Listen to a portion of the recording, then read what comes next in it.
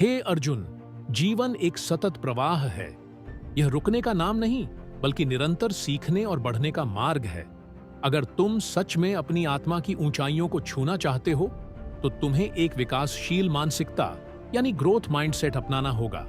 सबसे पहले यह समझो कि यह संसार परिवर्तनशील है। जो व्यक्ति अपने मन को सीमाओं में बांध लेता है, वह प्रगति से वंचित रह जाता है। लेकिन जो व्यक्ति अपने भीतर से सीमाओं को हटाकर हर नई परिस्थिति को सीखने का अवसर मानता है, वही जीवन में सच्चा योद्धा बनता है। एक विकासशील मानसिकता का पहला आधार है स्वयं पर विश्वास। अगर तुम यह मानोगे कि तुम्हारी योग्यता स्थिर और सीमित है, तो तुम कभी भी आगे नहीं बढ़ पाओगे। लेकिन अगर तुम यह समझोगे कि हर प्रयास तुम्हारी योग्यता को और बढ़ा सकता है, तो तुम हर चुनौती को स्वीकार करोगे। दूसरा सूत्र है स्वाध्याय। ज्ञान से पवित्र कुछ नहीं है। तुम जितना अधिक सीखोगे, जितना अधिक पढ़ोगे और मनन करोगे, तुम्हारा दृष्टिकोण उतना ही विस्तृत होगा। विकासशील मानसिकता का तीसरा आधार है धैर्य और निरंतरता। जैसे एक बीज को वृक्ष बनने में समय लगता है, वैसे ही तुम्हारी प्रगति भी समय लेगी। धैर्य रखो और अपने लक्ष्य की ओर एक एक कदम बढ़ाते जाओ।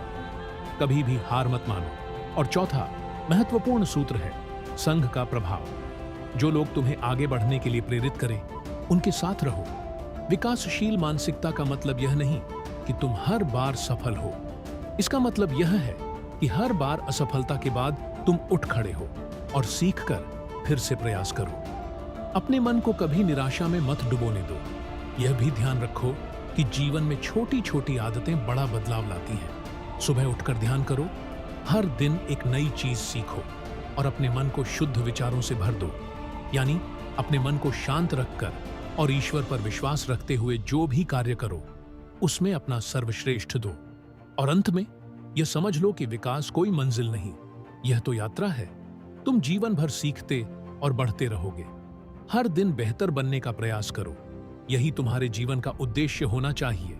तो उठो, अपने मन के सीमाओं को तोड़ो, अपने भय को पीछे छोड़ो और उस विकासशील मानसिकता को अपनाओ जो तुम्हें निरंतर आत्मविकास की ओर ले जाए। यही तुम्हारा धर्म है, यही तुम्हारा कर्म है